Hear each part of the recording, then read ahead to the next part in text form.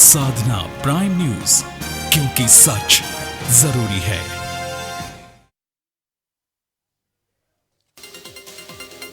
वित्त मंत्री अरुण जेटली ने पेश किया मोदी सरकार का दूसरा आम बजट। हर वर्ग को लुभाने की कोशिश। इनकम टैक्स स्लैब में कोई बदलाव नहीं, लेकिन छोटे करदाताओं को मिलेगी राहत।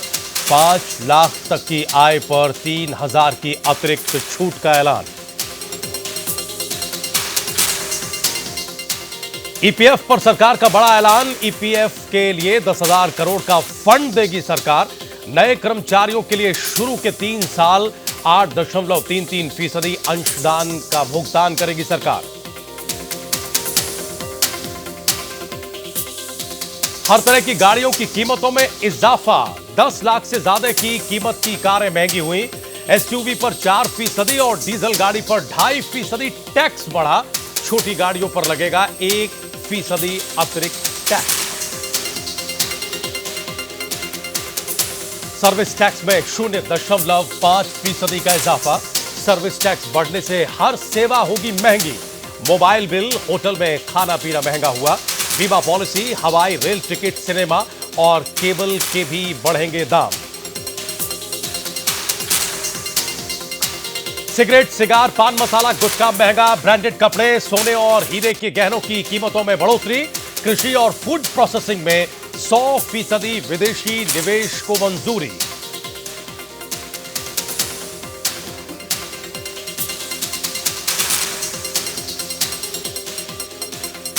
बजट में किसानों को खुश करने के लिए कई योजनाएं। 5 साल में किसानों की आय यानी आमदनी दोगुनी करने का लक्ष्य। 1 मई 2018 तक सभी गांव तक पहुंचाई जाएगी बिजली। बिजली के लिए 8,500 करोड़ का बजट।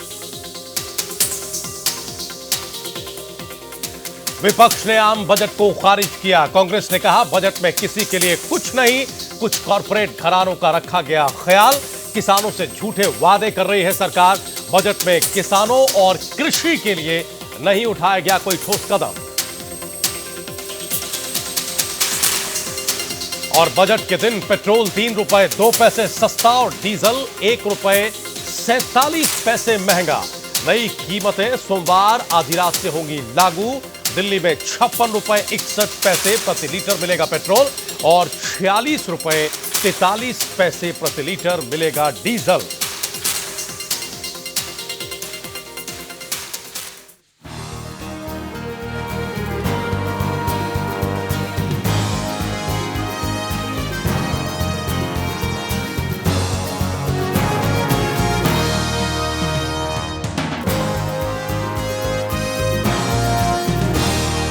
नमस्कार, बहुत स्वागत है आप सभी का प्राइम न्यूज पर। मैं हूं राजीव रघुनंदन और ये वक्त प्राइम एजेंडा का है। देश के बजट में आम लोगों को बस कुछ ही चीजों से ज्यादा मतलब होता है। क्या सस्ता हुआ, क्या महंगा हुआ, इनकम टैक्स स्लैब में कोई बदलाव हुआ या नहीं, लोन की ब्याज दरें घटी या बढ़ी। इस लिहाज से देखा जाए तो वित्त मंत्री अरुण जेटली के बजट से जो देश का मिडिल क्लास है वो खाली हाथ रहा है। हालांकि इस बार टैक्स स्लैब में बदलाव की उम्मीद की जा रही थी, लेकिन ऐसा हुआ नहीं। वित्त मंत्री अरुण जेटली ने मामूली रियायत दी। बजट के मुताबिक 3,000 रुपए की अतिरिक्त टैक्स छूट सिर्फ 5 लाख तक सालाना इनकम वाले लोगों को ही मिलेगी। इससे ऊपर की आय वाले लोगों को यह फायदा, यह लाभ नहीं मिलेगा। उम्मीद यह की जा रही थी कि इस बार टैक्स छूट की लिमिट 2.5 लाख से बढ़ाकर 3 लाख रुपए की जाएगी, लेकिन ऐसा नहीं हुआ। कहा जा रहा है कि यह बजट गांव का बजट है। कृषि और किसान को ध्यान में रखकर बनाया गया है। किसानों का बजट है। गांव के विकास के लिए इस बजट में करीब 88,000 करोड़ रुपए का प्रावधान किया गया है, जो पिछली बार से करीब 9,000 करोड़ ज्यादा है। इस सब के अलावा गरीबी रेखा से नीचे वाले परिवारों को रसोई गैस में सब्सिडी का ऐलान किया गया है। मकसद किसानों की आय 2020 यानी 2020 तक दोगुनी करना है। खेती के लिए 55.5 हजार करोड़ रुपए, मनरेगा के लिए 38.5 हजार करोड़ रुपए, 1 मई 2018 तक सभी गांव के विद्युतीकरण के लिए, सभी गांव में बिजली पहुंचाने के लिए 8,500 करोड़ रुपए का प्रावधान किया गया है। साथ ही कृषि ऋण का लक्ष्य बढ़ाकर 9 लाख करोड़ रुपए कर दिया गया है। यानी खेत और किसान के लिए खजाने के दरवाजे खोल दिए हैं मोदी सरकार ने, ऐसा लगता है। हालांकि कई घोषणाएं ऐसी हैं जो 2018 से लेकर 2022 तक पूरी होंगी, चाहे वो 100% ग्रामीण विद्युतीकरण हो या किसानों की आय यानी आमदनी दोगुनी करने का लक्ष्य हो। इसके लिए लोगों को काफी इंतजार करना पड़ेगा। यह अलग बात है कि 2019 के बाद 2019 में चुनाव, और चुनाव में मोदी सरकार रहेगी या नहीं रहेगी, उस वक्त जनता का क्या फैसला होगा यह तब तय होगा, क्योंकि विपक्ष इसे लेकर भी सरकार पर निशाना साध रहा है कि सरकार बजट में झूठे वादे कर रही है। ऐसे में सवाल यह है कि क्या इस बजट से किसानों और गांव का कुछ भला हो पाएगा। रविवार को प्रधानमंत्री नरेंद्र मोदी ने मन की बात में यह कहा था कि बजट उनकी परीक्षा है। सवाल है कि क्या परीक्षा में मोदी पास हुए हैं। कई सवाल हैं, आज प्राइम एजेंडा में इन पर हम चर्चा करेंगे।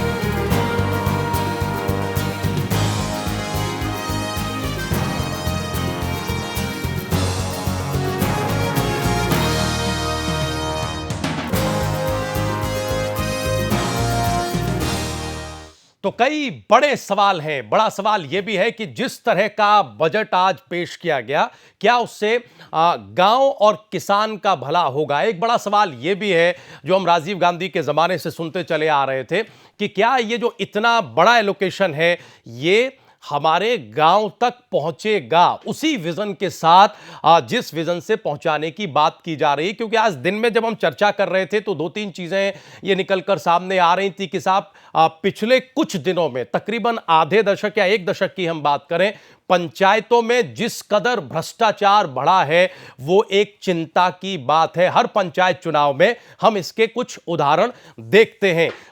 कुछ पैनलिस्ट ये भी सवाल उठा रहे थे कि जिस तरीके से एजेंडा शिफ्ट हुआ है, पिछले बजट में हमने देखा था कि कॉरपोरेट पर मेहरबानी मोदी सरकार ने की थी, लेकिन इस बजट में हम देख रहे हैं कि सरकार गांव पर और किसानों पर ज्यादा फोकस कर रही है। ऐसा क्यों है, इसके क्या मायने निकाले जाए। एक शानदार पैनल हमारे साथ मौजूद है इन सारे मुद्दों पर चर्चा करने के लिए। हमारे नोएडा स्टूडियो में हैं आज बहुत ही सम्मानित और वरिष्ठ राजनीतिक आर्थिक विश्लेषक एसके दत्ता साहब। दत्ता साहब, बहुत स्वागत है आपका। हमारे साथ हैं बहुत ही सम्मानित वरिष्ठ अर्थशास्त्री जेडी अग्रवाल साहब। उनकी निगाह से भी हम जरा समझेंगे कि क्या खूबी और क्या खामी। अग्रवाल साहब, आपका भी बहुत बहुत स्वागत है। सुलेमान मोहम्मद खान, प्रवक्ता, राष्ट्रीय प्रवक्ता कांग्रेस पार्टी, हमारे साथ जुड़ चुके हैं। खान साहब, आपके पास भी आएंगे और कांग्रेस पार्टी क्यों इसे पूरी तरह से खारिज कर रही है, जरा हम यह भी समझने की कोशिश करेंगे। हमारे साथ विपिन गर्ग साहब जुड़ चुके हैं, इनकम टैक्स एक्सपर्ट हैं। टैक्स में किसी तरह की कोई रियायत नहीं मिली है, टैक्स स्लैब जिसका तस है, जबकि बड़ा भारी इंतजार इस बात का हो रहा था कि साहब हम जरा देखें कि कुछ रियायत उसमें मिल जाए। और भारतीय जनता पार्टी के राष्ट्रीय प्रवक्ता भी हमारे साथ जुड़ेंगे, राष्ट्रीय उपाध्यक्ष हमारे साथ जुड़ेंगे। हम पहला सवाल लेकर सीधे दत्ता साहब आपके पास आते हैं। एक कॉन्क्रीट टिप्पणी, इस बजट को हम बहुत ही निष्पक्ष भाव से किस नजरिए से देखें। अगर ये शिफ्ट हुआ मोदी सरकार में, जेटली साहब के दूसरे ही बजट में, कि आपने पिछले बजट में कॉर्पोरेट पर फोकस किया लेकिन इस बजट में आप गांव पर, किसान पर फोकस कर रहे हैं, इसका क्या मायने निकाला जाए। मैं समझता हूं कि इस बजट का आकलन अगर करना है तो कॉर्पोरेट के चश्मा से इस बजट का आकलन नहीं कर सकते हैं। आकलन करने के लिए आम आदमी का चश्मा पहनना होगा या फिर गरीब जनता का चश्मा पहनना होगा, और तभी जाके आकलन कर पाएंगे।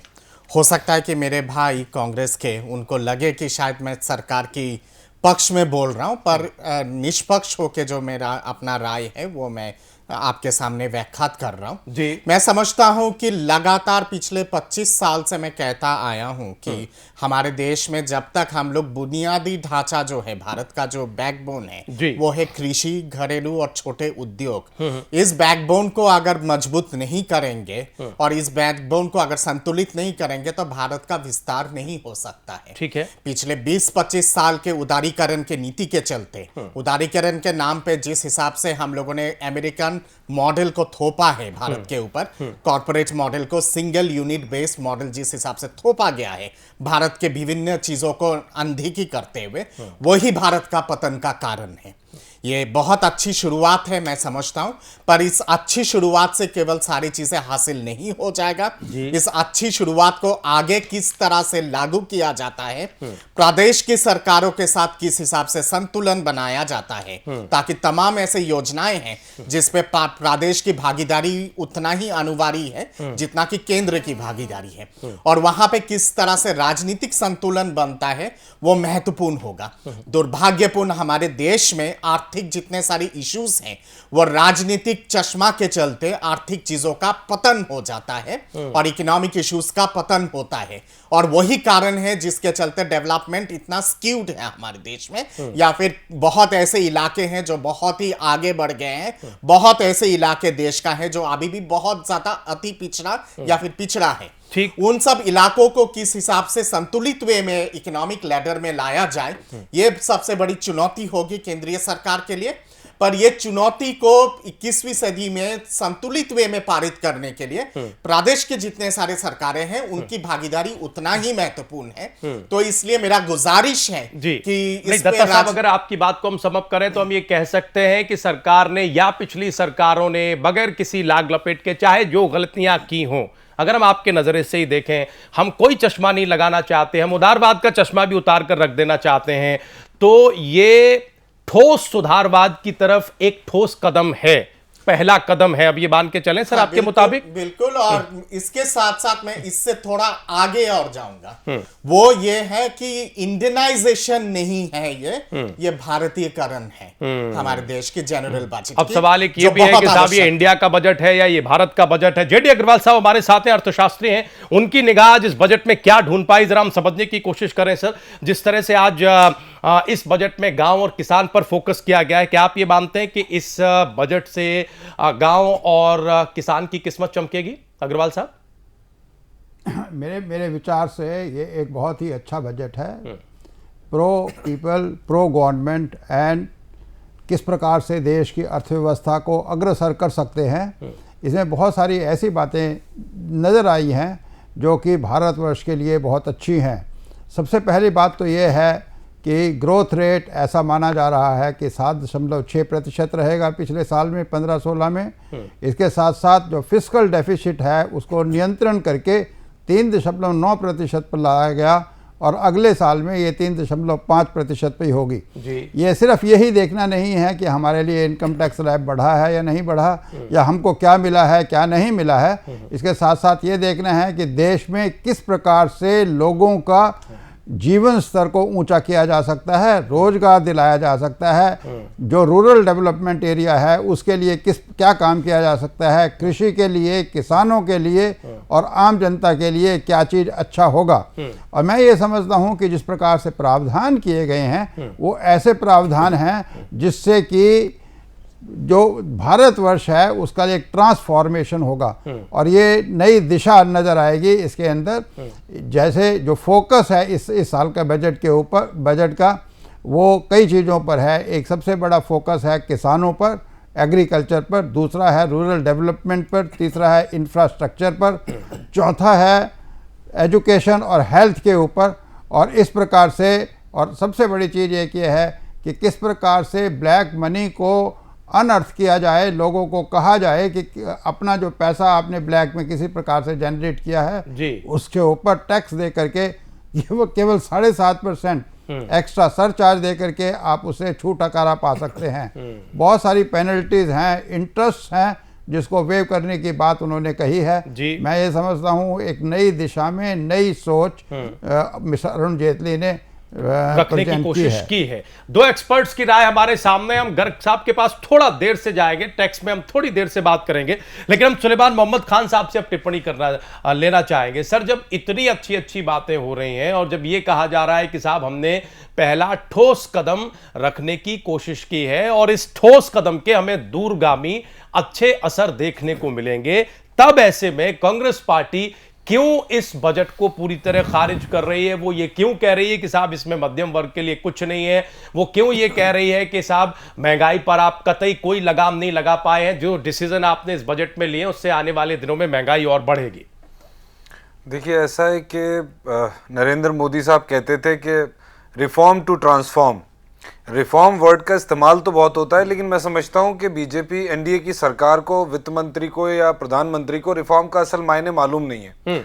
रिफॉर्म की बात करते हैं, कहते हैं रिफॉर्म टू ट्रांसफॉर्म, लेकिन मार्केट में ग्राउंड लेवल पे कोई एविडेंस, उसका कोई सबूत दिखता नहीं है। मुझे लगता है उन्हें अपनी बजट मेकिंग की अपनी ब्रांड है, वो ब्रांड है हाउस कीपिंग एंड अकाउंटिंग। सब कुछ बताते रहते हैं लेकिन जमीन पे कुछ नहीं दिखता है। नरेंद्र मोदी जी कहते थे इन्फ्लेशन से, चुनाव के टाइम में जो कैंपेन करते थे या उससे पहले कहते थे रुपया वेंटिलेटर पे है। सुषमा स्वराज जी कहती थी कि ये नेशनल प्राइड की बात है, राष्ट्रीय गौरव की बात है, और रुपए की हालत यह है कि वो 58 रुपए और 59 रुपए पे पहुंच गया है। आज हम क्या कहें इंडियन रुपी को, जो 68 रुपए पहुंच गया, जब आपको 58.48 दिया था जब आप सत्ता में आए थे, तब आप वेंटिलेटर पे कहते थे उससे पहले। आज क्या है उसकी मौत हो गई क्या रुपए की? इसका जवाब सरकार दे, नरेंद्र मोदी दें, सुषमा स्वराज दें, फाइनेंस मिनिस्टर दें। उसके साथ साथ आप कहते थे इन्फ्लेशन 70 रुपए की अरहर की दाल है, कोट करते थे दाल को, 200 रुपए किलो आपने दाल बेची, उसका जवाब दें नरेंद्र मोदी। एग्रीकल्चर ग्रोथ की बात कर रहे थे दत्ता साहब, मैं इनकी बड़ी रिस्पेक्ट करता हूँ, इनकी एनालिसिस बहुत अच्छी होती है और पुराने हमारे जानकार हैं, एनालिस्ट हैं और हमारे मित्र भी हैं। दत्ता साहब ने एग्रीकल्चर के ऊपर उनका बहुत ध्यान दिया है, फाइनेंस मिनिस्टर ने।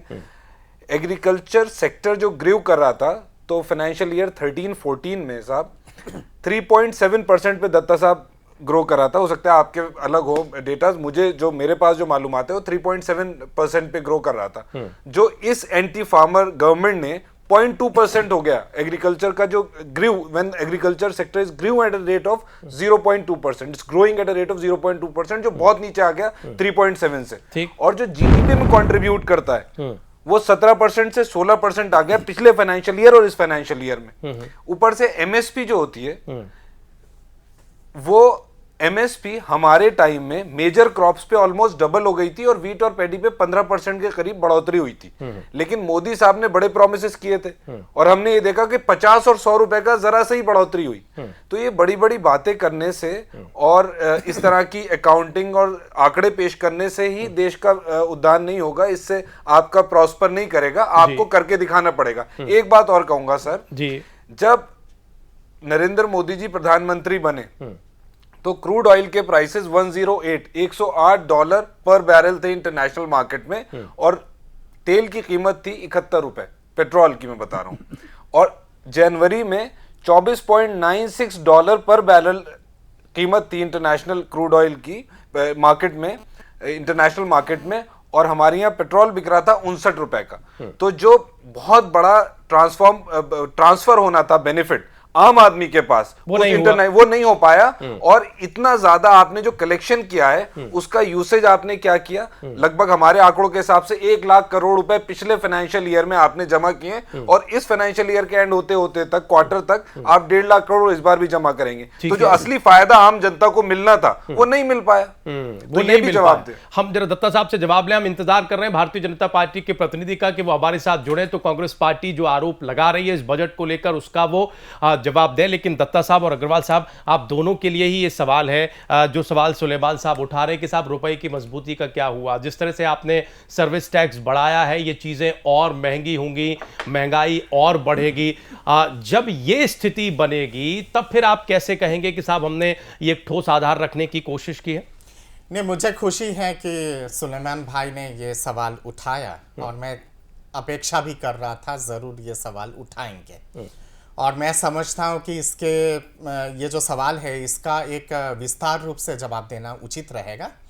मैं मानता हूँ कि तेल के जिस हिसाब से लगातार इंटरनेशनल लेवल पे जो कीमत घटी है उसके चलते सरकार के पास बहुत ज़्यादा फायदा मिला है सरकार को, और सरकार के पास अच्छा खासा पूंजी आई है उसके चलते। सवाल यहाँ पे ये है कि क्या वो पूंजी जो सरकार के पास आई है क्या वो कोल्ड स्टोरेज पे है? अगर कोल्ड स्टोरेज पे नहीं है, उसका अनुदान अगर सोशल सेक्टर पे लगाया जा रहा है या फिर सोशल इश्यूज पे लगाया जा रहा है, तो वो तो महत्वपूर्ण होता है लॉन्ग टर्म बेसिस के लिए। सरकार के पास इतना पैसा आज के डेट में है, 2.5 लाख करोड़ के आसपास है, जिसके चलते आपके जो रेलवेज और रोडवेज का मैं एक कोट कर रहा हूं, उस पे जो अनुदान है, अनुदान लगभग 2 लाख 18,000 करोड़ का अनुदान राशि रखा गया है। उस पे से 55,000 करोड़ के आसपास हाईवेज के निर्माण के लिए है, बाकी जो है वो रेलवेज के निर्माण के लिए है। लगभग 120 हवाई अड्डे हैं जिसके आधुनिकीकरण होने जा रहा है, सुपर फास्ट टेक्नोलॉजी लाके उसकी उतनी ही आवश्यकता थी एयरपोर्ट्स की आधुनिकीकरण की। लगभग आपके स्वच्छ भारत अभियान के लिए 9,000 करोड़ के आसपास अनुदान दिया गया है। उसी तरह से तमाम जितने सारे स्किल रिलेटेड जितने सारी योजनाएं हैं भारत सरकार के, उनमें सारे योजनाओं पे राशि जरूरत से ज्यादा दिया गया है। नरेगा में पहली बार जब से नरेगा लागू हुआ है तब से लेके आज तक सबसे ज्यादा राशि का अनुदान हुआ है। सरकार के पास ये खजाना दिन भर इस बात पर, जैसे ही बजट भाषण खत्म हुआ है तमाम विश्लेषकों ने यह बात पकड़ी है कि जिस बात को आप पार्लियामेंट के भीतर प्रधानमंत्री एक राजनीतिक गलती करार देते थे, राजनीतिक चूक का उदाहरण बताते थे, उसी मनरेगा के बजट को उन्हें बढ़ाना पड़ा है। हम इस सवाल पर आएंगे, लेकिन जो उनका बेसिक सवाल था, क्या बजट में आज जो प्रोविजन किए गए जिसे आप अच्छे दिनों के ठोस कदम के तौर पर देख रहे हैं, क्या उससे रुपए में मजबूती आएगी सर? क्या उससे महंगाई पर लगाम लगने जा रही है? बेशक आएगी, उसके लिए हमें थोड़ा सा धीरज धरने की आवश्यकता है। इस तरह के अनुदान अगर कृषि के क्षेत्र में, ग्रामीण क्षेत्र में, कंस्ट्रक्शन के क्षेत्र में, इंफ्रास्ट्रक्चर के क्षेत्र में, पावर के क्षेत्र में अगर ऐसा अनुदान अगर नहीं होता तो आगे की इकोनॉमिक ग्रोथ रेट नहीं सुधार सकती थी और ना ही डेवलपमेंट हो पाता। हमें सोचना चाहिए और समझना चाहिए कि भारत का उद्धार और उत्थान तभी हो सकता है जब ग्रामीण क्षेत्र का उद्धार और उत्थान हो। दुर्भाग्यपूर्ण इतने सालों से वो अग्रवाल साहब से टिप्पणी ले लें। वो पहली बार जवाब दे देंगे एक बात का, और बहुत अच्छा जवाब दे रहे हैं हर बात का। सरकार के भी कोई प्रवक्ता नहीं बीजेपी के, तो दत्ता साहब जवाब दे रहे हैं। मेरा सिर्फ ये कहना है दत्ता साहब, ये दो बातें और रह गई। एक तो सर्विस टैक्स जो पिछले 20 महीने में 12% से 15% बढ़ गया, अभी तो 14.5 से 15% हुआ है, लेकिन ये 3% का इंक्रीज एक साल और 8 महीने में बहुत बड़ा इंक्रीज है। इसका भी डायरेक्ट बर्डन सर्विसेज पे पड़ेगा और आम आदमी पे जाएगा। और उसके साथ साथ बड़ा आप बोस्ट करते हैं फाइनेंस मिनिस्टर और सरकार भी कि हमने रेवेन्यू कलेक्शन बहुत किया है। ठीक, कैसे किया आपने? कॉर्पोरेशन टैक्स से किया, इनकम टैक्स से किया, किससे किया? आपने किया एक्साइज ड्यूटी जो आपने बार बार बढ़ाई, उससे 54,000 करोड़ से ज्यादा आपने कलेक्शन किया और उसका भी डायरेक्ट बर्डन आम आदमी पे पड़ा। तो ये सब बातें आप बताइए कि किस तरह से इससे आम आदमी पे बर्डन पड़ा है। सरकार ने आम आदमी के साथ पहले सवाल उठाया था, रुपए की मजबूती कैसे होगी डॉलर के मुकाबले, महंगाई पर लगाम कैसे लगेगी? हम तो उन बेसिक सवालों को लेकर आ रहे थे। दत्ता साहब ने अपनी टिप्पणी की, अपना जवाब दिया। हम जरा अग्रवाल साहब से समझ लें कि सर रुपए की मजबूती कैसे होगी, बहुत संक्षेप में, फिर हम गर्ग साहब के पास जाना चाहते हैं। देखिए, महंगाई की बात बहुत बार बार हो रही है। महंगाई के ऊपर बहुत अच्छा नियंत्रण है। अगर हम देखें, मुद्रास्फीति की दर पिछले साल में 5.5% के करीब रही है, जो कि अगर 1991 से अब तक देखें, कुछ सालों के बीच को छोड़ करके सबसे अच्छी मुद्रास्फीति की दर है, जो कि फेवरेबल है। दूसरी चीज़ ये है कि अगर हम ये देखें, करंट अकाउंट डेफिसिट है वो भी कंट्रोल में है।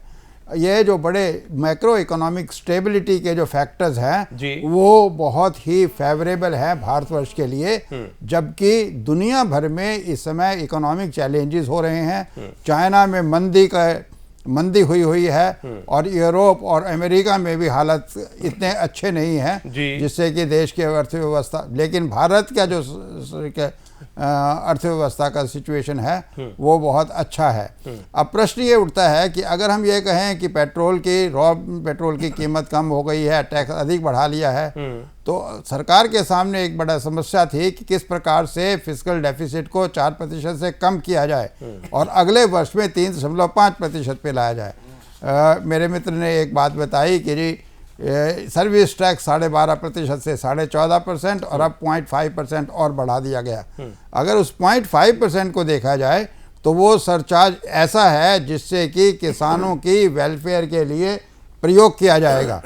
अगर देखा जाए पिछले 67-68 ईयर्स में भारतवर्ष में किसान और रूरल एरियाज में जो रह रहे हैं लोग, उनके ऊपर बिल्कुल ध्यान नहीं किया गया।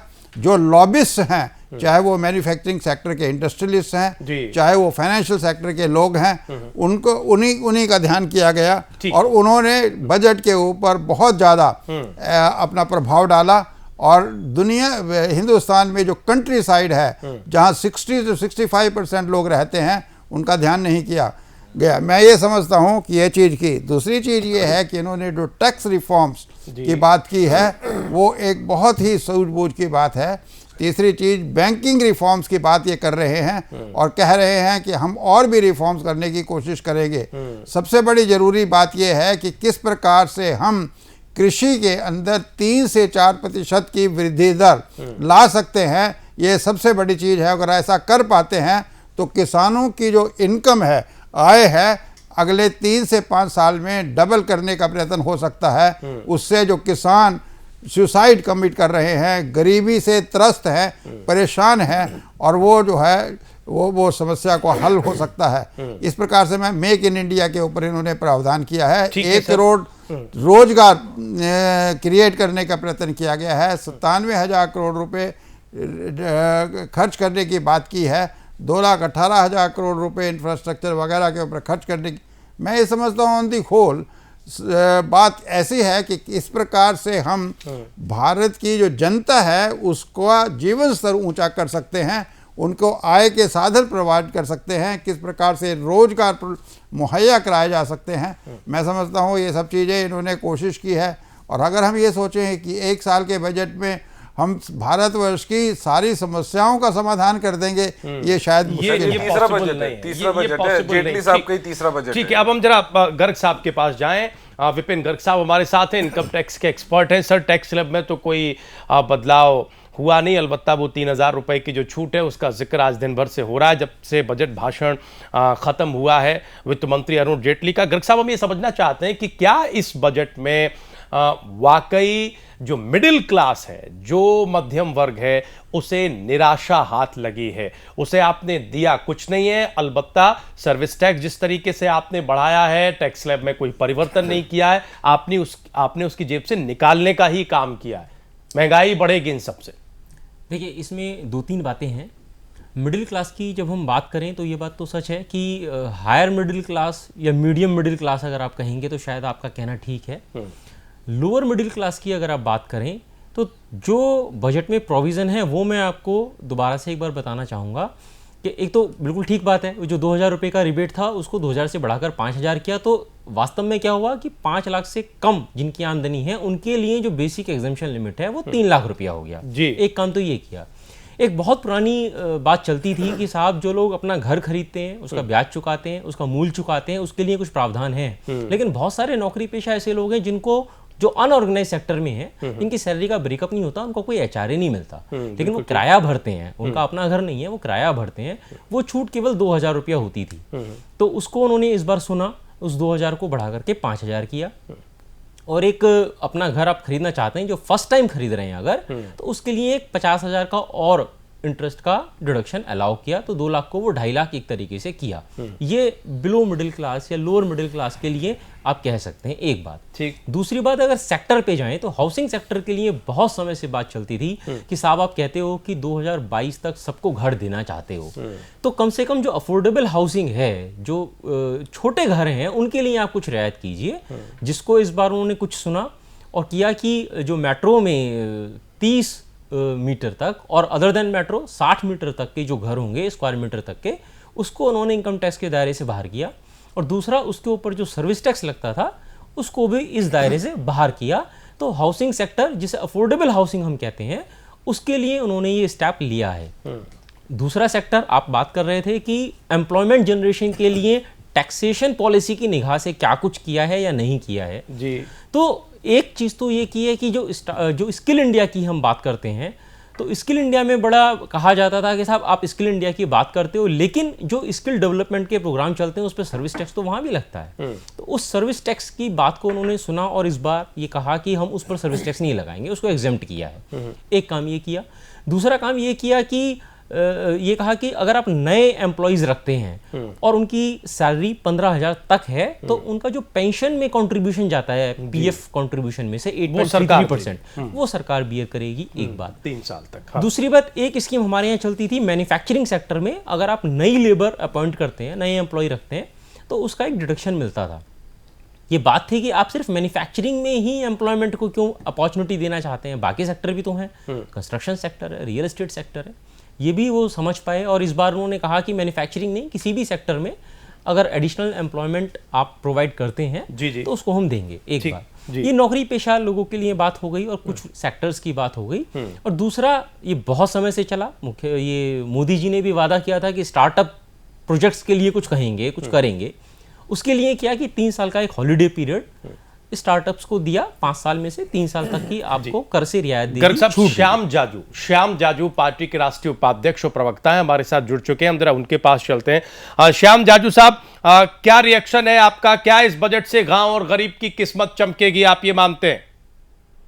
निश्चित रूप से इस बार का बजट ये गांव, गरीब और किसान की चिंता करने वाला, इस देश के मूलभूत इंफ्रास्ट्रक्चर में परिवर्तन करने वाला, और जहां भारत बसा है इस देहातों में किसान और गांव का मजदूर आदमी जो बसा है उनके हित की चिंता सही रूप से करने वाला इस प्रकार का बजट रखने में आज जेटली जी सक्सेस हुए हैं। और मोदी जी का जो सपना है कि देश को आगे ले जाने वाला, रिफॉर्म करने वाला, देश को ट्रांसफर करने वाला, भारत को इंडिया में परिवर्तित करने का जो सपना है, मुझे लगता है कि उस सपने की ओर ये बहुत बड़ी पहल उन्होंने की है। आज तक देश में 55 बजट जिन्होंने रखे, उस कांग्रेस पार्टी को नहीं रिफॉर्म जमा, नहीं ट्रांसफॉर्म जमा, अपना फॉर्म केवल मेंटेन करने में कांग्रेस पार्टी ने पूरे देश को कब्जे में रखा था। देश में इतने बार 71 में कांग्रेस पार्टी ने गरीबी हटाओ का नारा लगाया और 2014 में गरीबी हटाओ का नारा चल रहा है। नेशनलाइजेशन बैंक का करा 71 में, और आज भी 20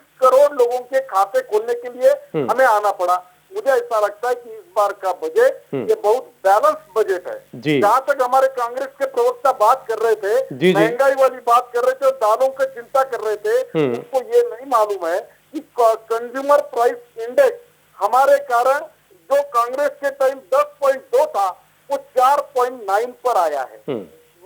होलसेल प्राइस इंडेक्स जो कांग्रेस के टाइम 12-13 में 7.4 था वो -2.8 आया है। ये परिवर्तन नारों से और घोषणाओं से नहीं होता, इसके लिए जमीनी काम करना पड़ता है। जाजू साहब, आपकी बात पर सुलेमान साहब जवाब देंगे, कुछ अपनी बात भी रखेंगे, लेकिन 3 मूल सवाल। एक तो ये कि जिस चीज को प्रधानमंत्री सदन के भीतर राजनीतिक गलती का उदाहरण बताते हैं, उसी मनरेगा का बजट आप उनकी सरकारों के मुकाबले बढ़ाकर पेश करते हैं।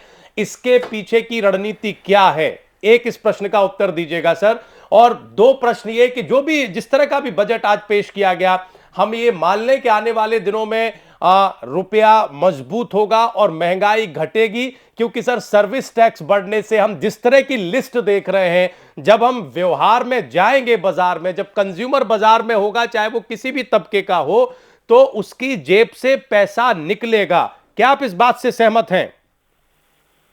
जहां तक इंटरनेशनल मार्केट में क्रूड ऑयल का रेट कम हुआ, इसलिए गवर्नमेंट के खजाने में जो गंगा जली बढ़ी है, उसका मैं उदाहरण देता हूँ। एक तो लोग कहते कि वो पैसा देश के विकास के काम में लगा है, 1 रुपए के अभी भ्रष्टाचार गए तो 1-2 साल में आरोप उसका हुआ नहीं, तो लोगों को उसका दुख नहीं है कि सरकार का खजाना बढ़ा है, सरकार का डेफिसिट, फिजिकल डेफिसिट कम हुआ है, लोगों को उसकी चिंता नहीं है।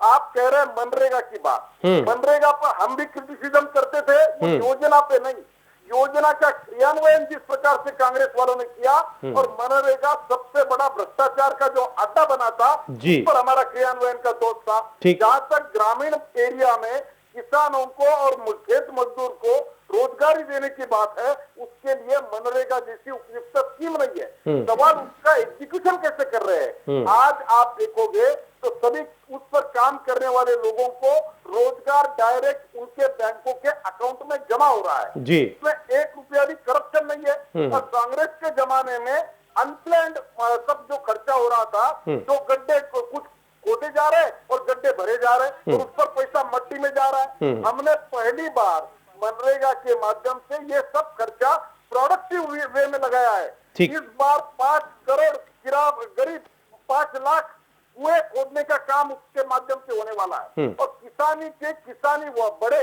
एग्रीकल्चर प्रोडक्शन बढ़े, इसके लिए कैसे मनरेगा का उपयोग किया जाएगा इसके बारे में चिंता की है। ठीक है मुझे ऐसा लगता है कि कोई सर, ठीक है। अब सुलेमान साहब की बात ले लेते हैं, आपकी बात पर जवाब लेते हैं और फिर थोड़ा चर्चा को और आगे बढ़ाएंगे कि साहब ठीक है, अगर हमने ये जो बजट पेश कर लिया जिस पर अलग अलग किस्म की राय सामने आ रही है, मिक्स तरह का रिएक्शन है, इसकी क्या खूबियां हैं बड़ी जिसे हम जिसको कहते हैं विश्लेषण की कसौटी पर उतारें, और अब यहां से आगे की चुनौतियां किस तरह की दिखाई देती हैं? सुलेमान साहब, पहले तो आप जाजू साहब की बात का जवाब दीजिए, उनसे कुछ पूछना चाहते हैं तो पूछिए, उसके बाद हम इन सवालों की तरफ बढ़ते हैं। श्याम जी, आपने जो अभी अपना स्टेटमेंट दिया, अपना बजट को डिफेंड किया और उसकी खूबियां हमारे सामने पेश करी, हम इस बात से बिल्कुल तैयार थे इसके लिए आप करेंगे, क्योंकि आपके पार्टी के अध्यक्ष भी कहते हैं कि नरेंद्र मोदी जी ने जो 15 लाख रुपए वाली बात की थी वो चुनावी जुमला था। तो अब जब पार्टी का अध्यक्ष ही कहता हो कि प्रधानमंत्री चुनावी, आप सुनिए श्याम जी, थोड़ा सा सब्र करिए, हमारी बात रखनी, हिम्मत रखिए। अरे आप श्याम जी, आप सरकार में हैं, अपोजिशन की बात रख लिए, टेलीविजन डिबेट्स में इंटॉलरेंस मत करिए, देश में तो हो ही रही है, टेलीविजन डिबेट्स में टॉलरेंट रहिए। मुद्दे पर आए, बस जाजू साहब सुन लेते फिर जवाब दीजिएगा सर। वो नहीं सुनेंगे, मुद्दे पर आए, देखिए जब सुलेमान साहब कहिए। अमित शाह जी कह रहे हैं कि नरेंद्र मोदी जुमले बोलते हैं चुनाव में, बजट पर सर, तो बजट आप पर। भी वही मैं सर कहना चाह रहा हूं, अगर प्रधानमंत्री को कह रहे हैं कि वो चुनाव में जुमले बोलते हैं, 15 लाख वाली बात चुनावी जुमला था, तो आपने भी फाइनेंस बजट के तौर पे जुमले बोलना शुरू कर दिए। अब ये जुमलों की सरकार है तो कोई क्या कर सकता है? आप मुझे ये बताइए कि 15 लाख रुपए जो हर भारतीय को मिलना थे उसका क्या हुआ? सर आज के 100 दिन में बजट, ये इकोनॉमिक सर, ये इकोनॉमिक बात है, हम हर बार पूछेंगे, 5 साल तक पूछते रहेंगे और 2019 के चुनाव में भी पूछेंगे। 15 लाख रुपए का क्या हुआ? 2 करोड़ नौकरियां हर साल जो नरेंद्र मोदी जी युवाओं को दे रहे थे उसका क्या हुआ? डॉलर जो वेंटिलेटर पे था 58 रुपए में, सुषमा स्वराज जी और नरेंद्र मोदी जी कहते थे कि वो वेंटिलेटर पे है और वो राष्ट्रीय गौरव की बात है, रुपए का 58 रुपए से नीचे जाना राष्ट्रीय गौरव खत्म हो रहा है उससे। तो गौरव का क्या हुआ भारत के? वैसी आजकल नेशनलिस्ट सरकार है आपकी सरकार, और संघ के लोग सर्टिफिकेट इशू करते हैं नेशनलिज्म के, सबको सर्टिफिकेट दिखाना पड़ते हैं। तो उस राष्ट्रीय गौरव का क्या हुआ जो वेंटिलेटर पे था रुपए? आप क्या डेथ बॉडी हो गई? छोटे-छोटे जवाब और बताइए, आप क्रूड ऑयल प्राइसेस का आपने ट्रांसफर क्यों नहीं किया? एक बात और, प्राइवेट इन्वेस्टर्स का कोई कॉन्फिडेंस नहीं है, क्या हुआ प्राइवेट इन्वेस्टमेंट्स का? एक्सपोर्ट 13 महीने से नीचे गिर रहा है, उसका क्या हुआ? तो नरेंद्र मोदी जी पूरी दुनिया में घूमते हैं। सुलेमान साहब जवाब लेते हैं, फिर हम जरा चुनौतियों की तरफ बढ़ेंगे। हमने ये बजट तो पेश कर लिया, लेकिन आगे की चुनौती क्या है? जाजू साहब से जवाब लेना। जाजू साहब प्लीज जवाब दीजिए सर संक्षेप में। अच्छा कहा सुलेमान भाई ने, हमें नेशनल तो सर्टिफिकेट दे दिया, हम देशद्रोही तो नहीं है सर, हमने नहीं दिया है, वो तो आपके पास है वो मशीन नेशनल। सर बाकी की सियासत कर रहे हैं, हम रोज तो बात करते हैं, आज बजट पर फोकस कर रहे हैं। जाजू साहब सिर्फ बजट आपके पास है, आप छापते हो केवल बजट पर। सुलेमान साहब सिर्फ बजट पर। सर मैं इस बात का जवाब जरूर दूंगा, वो वाले सर्टिफिकेट आपके यहाँ छपते हैं। जॉर्ज साहब हमें सिर्फ जरूरत बजट, नहीं है आपके सर्टिफिकेट की, सिर्फ बजट पर। जिस दिन इस मुल्क में पैदा हो गए उस दिन से ये नेशनलिस्ट हो गए। बजट पर जाजू साहब को सुन ले सर, वक्त जाया हो जाएगा। आपने कौन सा रोजगार बढ़ाया?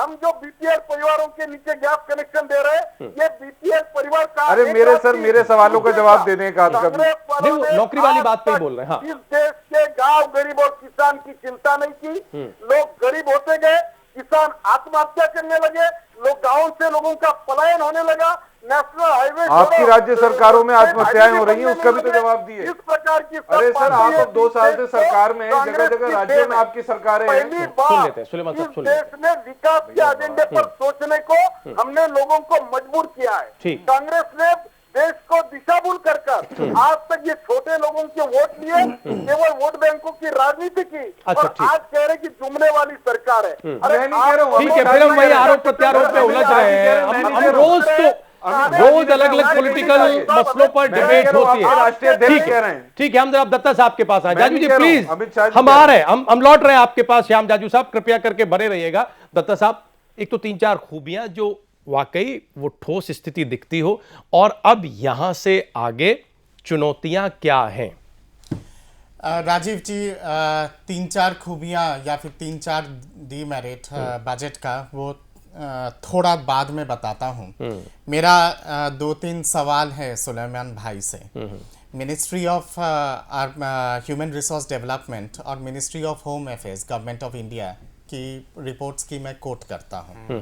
यूपीए सरकार के 10 साल के कार्यकाल में यूपीए सरकार ने जाते जाते बता कर गया है कि पूरे 10 साल में मात्र 5 लाख के आसपास नया रोजगार का साधन यूपीए सरकार भारत में क्रिएट कर पाई।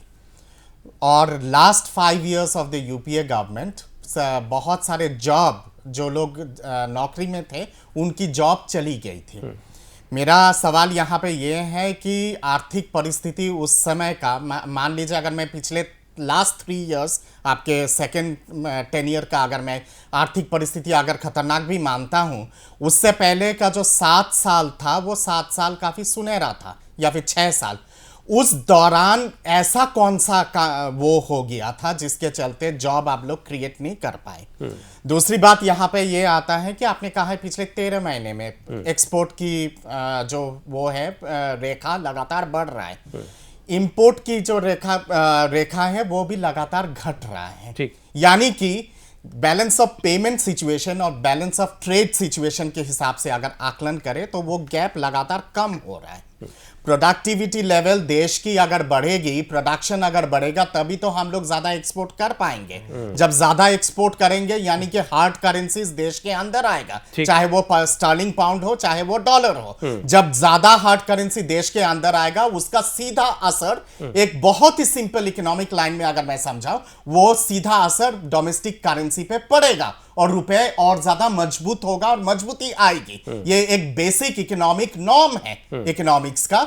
और इसके साथ साथ अगर देखा जाए प्रोडक्टिविटी लेवल अगर देश का अगर होलिस्टिक वे में अगर बढ़ता है तो ये जो इनकम डिस्पैरिटी है पूरे पॉपुलेशन के अंदर, और बहुत ऐसे इलाके हैं जो बहुत पिछड़ा या फिर अति पिछड़ा है, वो सब एरियाज को जब तक हम लोग आर्थिक और फाइनेंशियल लैडर में नहीं लाएंगे, देश का एक इंक्लूसिव विकास नहीं हो सकता है। मनमोहन जी की जो सोच थी इंक्लूसिव विकास को लेके, या फिर अटल बिहारी वाजपेयी जी की, या फिर नरेंद्र मोदी जी की जो इंक्लूसिव सोच है पूरे देश को लेके, आर्थिक इंक्लूसिवनेस, उसको भी लाने के लिए कम से कम ये जो 70% जो पॉपुलेशन है देश का, जो अभी भी वंचित है इकोनॉमिक डेवलपमेंट से, उनको तो लाना पड़ेगा इकोनॉमिक लैडर के अंदर। तो थोड़ा संक्षेप में सर। हाँ, तो इसलिए क्वाइट नेचुरल है कि पॉलिटिकल बयानबाजी होती रहती है।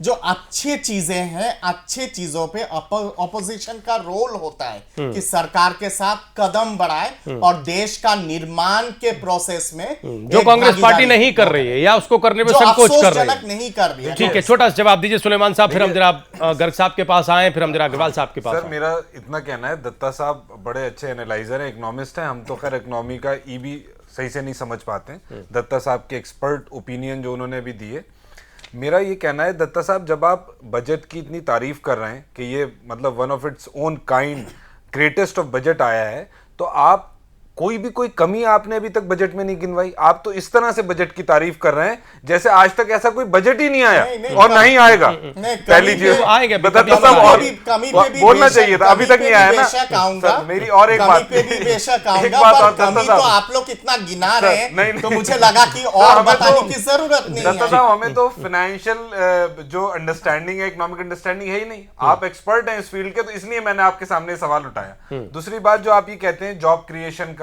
सर 6-7 साल का जो आप यूपीए 1 या शुरू का पीरियड कहते हैं 2004 से 10 तक का, वो सुनहरा पीरियड नहीं था।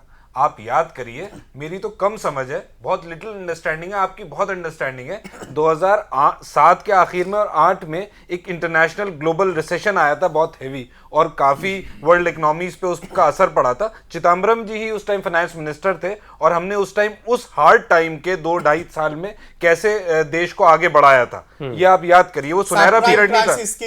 ठीक है, अब जरा अग्रवाल साहब को ले सर, आगे की बात भी हमने वो की। और आज सर एक बात और है, आज हमें दत्ता अपना साहब को नहीं, मौका 2 देंगे करोड़- तभी तो वो 2 कमियों पर करोड़ कुछ रोशनी नौकरियों का डालेगा। जवाब देना है मौका देंगे सरकार। तभी तो वो आपकी कमियों बात पर को रोशनी दत्ता साहब, मेरा डालेगा। ये कहना है 2 करोड़ नौकरियों का जवाब देना है। हमने ये नहीं कहा था 2 करोड़ नौकरियां देंगे, मोदी जी ने कहा था हर साल 2 करोड़ नौकरियां देंगे, नहीं नहीं उसका नहीं, जवाब आपकी- देना है। आपकी- ठीक है, वो आपकी जवाब हम यूपीए जाजू साहब से सरकार ले के लेंगे। घोषणा पत्र पे पहला वाला घोषणा पत्र पे ये वो था जाजू साहब से हम कि पूछ 1 लेंगे। करोड़ दत्ता साहब पूछ लेंगे, अग्रवाल साहब को मौका अब दें। तो आज मैं 2 करोड़ की बात कर रहा हूँ और ठीक हम है, हार अग्रवाल गए साहब चुनाव। क्या चुनौतियां हैं आपके सर? वादे भी बचे हैं। बस ठीक है, अग्रवाल साहब क्या चुनौतियां दिख रही हैं अब आगे? देखिए कुछ इश्यूज जो ये उठाए हैं सुलेमान साहब ने वो काफ़ी ऐसा लगता है कि ठीक ठाक हैं, लेकिन इसके साथ साथ ऐसा लगता है कि वो राजनीति से ज़्यादा प्रेरित है इसकी बजाय कि उसको बजट का विश्लेषण किया जाए। एक बात जो बार बार उठी वो ये कि किस प्रकार से रुपया मजबूत होगा या कमज़ोर होगा। मैं नहीं समझता हूँ कि अगले साल में चाहे इस बजट की वजह से या सरकारी पॉलिसीज़ की वजह से या रिज़र्व बैंक ऑफ इंडिया की पॉलिसीज़ की वजह से रुपया मजबूत होगा। रुपया गिरेगा, वो 70 रुपये तक पहुंच सकता है साल के अंत तक। ठीक। दूसरी बात यह है कि जहां नौकरियों की बात है 1 करोड़ और 2 करोड़, एक बजट से नौकरियां डायरेक्टली क्रिएट नहीं की जा सकती। वो एक प्लान की बात है जिसका काम है नीति आयोग को संभालना। तीसरी चीज़ ये है कि एक बहुत बड़ी डिमांड व्यापारियों द्वारा, लोगों के द्वारा और इंडस्ट्री द्वारा रही है, और वो ये रही है कि परमिट राज को ख़त्म किया जाए क्योंकि उससे भ्रष्टाचार बढ़ता है। जिसके लिए इसका ठोस initiative announcement mister Arun Jaitley ने इस बार किया है। तीसरी बात यह है कि इस लोग पूरे भारतवर्ष में इनकम टैक्स डिपार्टमेंट से बहुत ज़्यादा दुखी थे। एक मिसट्रस्ट की बात चल रही थी, डिस्ट्रस्ट है दोनों के अंदर, इनकम टैक्स डिपार्टमेंट में, सरकारी लोगों में और जनता में। उस मिसट्रस्ट को किस प्रकार से ख़त्म किया जा सकता है उसका प्रयत्न किया गया है। वो कितना सफल होगा ये बात की बात है, क्योंकि इस प्रकार की स्कीम्स ब्लैक मनी को अनअर्थ करने के लिए बहुत बार समय समय पर आई, लेकिन बहुत थोड़ा सा पैसा ब्लैक मनी का जनरेट हो पाया या आ पाया। लेकिन अग्रवाल ऐसा साहब, लगता है चुनौतियां- कि जिस अब प्रकार से चुनौतियां क्या है इंटरेस्ट- सर आगे? एक सेकंड बात कहूंगा मैं, जिस प्रकार से इंटरेस्ट और पेनल्टीज में वेवर की बात की गई है वो एक अच्छी बात है। किस प्रकार से एक जो करदाता है वो उसको एक इज्जत के साथ रह सके, समस्याओं का समाधान कर सके और ट्रिब्यूनल्स के जो फैसले हैं उनको सॉल्व किया जा सके, और एक डिस्प्यूट रिजोल्यूशन का जो मैकेनिज्म उन्होंने अनाउंस किया है मैं समझता हूँ अच्छा है। लेकिन इसके साथ साथ ज़रूरी बात है कि जो अगर उन्होंने इलेक्शन में जो प्रॉमिसेस किए हैं या करते रहे हैं वो 1 साल के लिए नहीं हो सकते, वो 5 साल के लिए हैं, क्योंकि ये सरकार 5 साल के लिए बनी है और उस 5 साल में वो कितना उसको कर पाएंगे या नहीं कर पाएंगे मैं समझता हूँ उसके ऊपर निर्भर करता है। 1 साल में हम सोचें कि नहीं जो वायदे किए थे 15 महीने पहले वो पूरे हो जाएंगे। नहीं, वो सुलेमान साहब ये भी कह रहे हैं कि साहब ये अब तीसरा बजट हो गया, इसमें तो कोई एक ठोस रोड मैप हमें दिखना चाहिए था, जिसको कांग्रेस पार्टी मिस कर रही है। दत्ता साहब से कमियों का जिक्र चाहते थे सुलेमान साहब, हम लौट कर आए, इससे पहले हम कुछ चुनौतियां जरा गर्ग साहब के नजरिए से समझ लेते हैं कि आने वाले दिनों में क्या चुनौतियां एक टैक्स एक्सपर्ट को दिख रही हैं। गर्ग साहब क्या दिख रही हैं? साहब एक टैक्स एक्सपर्ट की निगाह से और एक मैनेजमेंट के प्रिंसिपल की निगाह से प्रोफेशनली मैं ये कहना चाहूँगा कि सबसे बड़ी चुनौती जो सरकार के सामने होती है वो है कि आप स्कीम बना देंगे, पैसा भी दे देंगे, बजट भी एलोकेट कर देंगे, लेकिन जब इनका क्रियान्वयन होता है, एग्जीक्यूशन होता है, तो वो स्टेट लेवल पर जाकर होता है। जिस ईज ऑफ डूइंग बिजनेस की हम बात करते हैं जी। वो एक्चुअली में जहां एग्जीक्यूट होती है वो स्टेट लेवल पर जाकर होती है। नक्शे स्टेट पास करती है, बिजली के कनेक्शन स्टेट देती है, जो लोकल परमिट्स हैं, रेगुलेशंस हैं वो स्टेट करती है। तो सरकार के सामने सबसे बड़ी चुनौती है जिस नीयत से वो काम करना चाहते हैं, जो दिखाई देती है, अगर करना है तो स्टेट को साथ में जोड़ना पड़ेगा। वो कैसे जोड़ पाते हैं वो उनको देखना पड़ेगा। कोशिश कर रहे हैं कि तुरंत ही आप, चूंकि ये बात और ये कमेंट बड़ा महत्वपूर्ण है, हम सीधे जाजू साहब हमारे साथ अगर जुड़े हुए हैं तो इस बात का हम जवाब ले लें। सर क्या इस चुनौती को भी समझ रहे हैं आप? बहुत महत्वपूर्ण विषय गर्ग जी ने रखा है। हर कोई भी स्कीम तो बहुत अच्छी रहती है, उसका क्रियान्वयन कैसे होता है इसके आधार पे उसके रिजल्ट निकलते हैं। इसलिए मुझे ऐसा लगता है, पर जब केंद्र में जैसे जिस प्रकार की सरकार काम कर रही है, जिस मेहनत से कर रही है, जिस ईमानदारी से कर रही है कि 1 रुपए का करप्शन का आरोप तक नहीं हो रहा है इस सरकार पे, ये बहुत बड़ी बात है।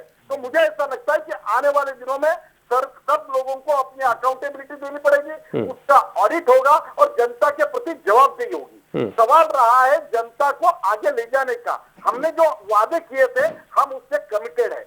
ये जो वादे जिस आधार पर हमको करने पड़ रहे हैं, जी। परिवार एक रात में हुआ क्या? इस देश की बेरोजगारी एक रात में बढ़ी क्या? इस देश में महंगाई बढ़ी? ये सब कांग्रेस सरकार की देन है। उसको हमको सबको ठीक करना है। इस देश का खजाना खाली कर वो चले गए। करप्शन के मामले में पूरी जनता सोच रही है, तो ये सब गड्ढों को भरकर इस जनता को आगे ले जाना है। ये कमिटमेंट है हमारी। और ग्रामीण एरिया, बिलो पॉवर्टी लाइन के लोग, किसान, खेतीहर मजदूर, इनको जब तक हम आगे नहीं ले जाएंगे तब तक ये होगा नहीं। कांग्रेस वालों की मजबूरी समझ सकता हूँ। सुलेमान भाई का क्या है, बनी तो बनी, नहीं तो अब्दुल गनी, ये उनका सवाल है। हम जीत जाएंगे तो वो राज कहेंगे। ठीक है जाजू साहब, जाजू जी आप भी जुमले बढ़िया मारते हैं। अब ठीक, आप भी सीख गए। एक बात ठीक है जाजू जी, करप्शन वाली बात का जवाब दे दूं। जाजू साहब एक तो जुमले बढ़िया मारना आप भी सीख गए। एक मेरी और बात मैं आपको जवाब दे दूं।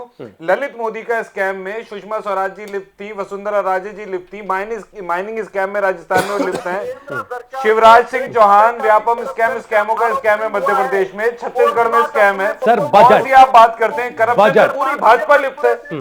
ठीक है, और बजट स्टेट्स में आपकी सरकार है जगह जगह। ठीक है सर, हम बजट पर आज चर्चा कर रहे हैं। जाजू साहब शुक्रिया। हम लेना चाहते हैं एक लास्ट कमेंट एस के दत्ता साहब का, लेकिन समय की बहुत कमी है सर। हम आगे लगातार चर्चा करते रहेंगे और आज तो बजट आया, इसका विश्लेषण आगे चलता रहेगा। बहुत शुक्रिया हमारे सभी मेहमानों का आज की इस डिबेट में आने के लिए, इस चर्चा में हिस्सा लेने के लिए। जाजू साहब आपका बहुत बहुत धन्यवाद हमारे साथ जुड़ने के लिए।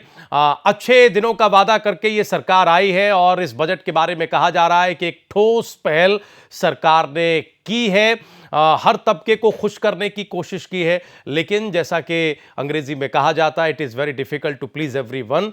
फिर भी कुछ ना कुछ नाखुशी रही जाती है। अब आने वाले दिनों में ये पता लगेगा, ये रिफ्लेक्ट होगा कि बजट का जो असर है वो कैसे देश की जनता पर पड़ रहा है। प्राइम एजेंडा आज यहीं तक। आप लोग कहीं जाइएगा नहीं, प्राइम न्यूज़ पर खबरें जारी हैं।